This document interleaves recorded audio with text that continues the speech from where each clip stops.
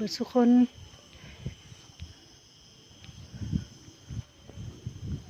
ลูกสะใภ้ของสเปนเนาะคนลาวอาศัยอยู่ในต่างแดนเด้อสบายดีเบิดทุกคนเด้อ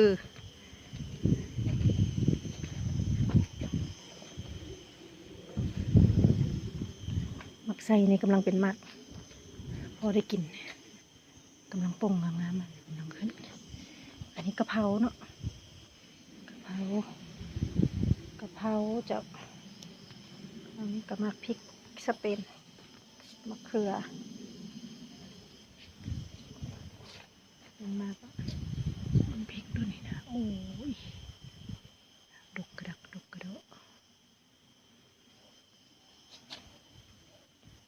อันนี้กะเพรามีปลูกหลายอยู่กะเพราปลูกไว้กิน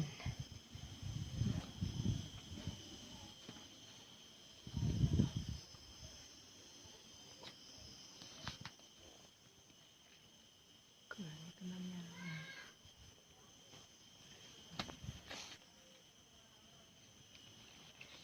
าพริกสเปนเป็นลายนี่กะเพราแดง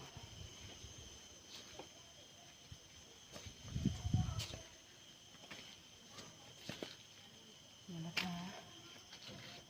มะเขือกำลังเป็นมาก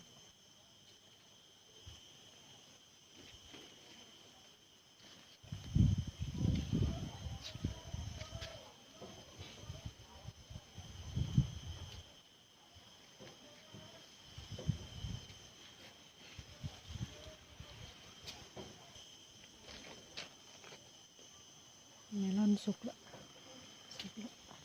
นี่สิได้เก็บกินนะ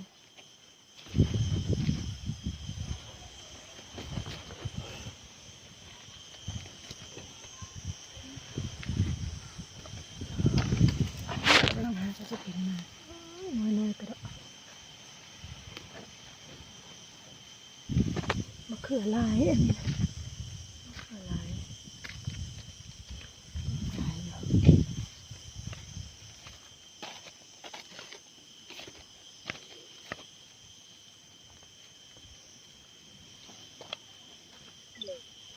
เผ็ดป้อม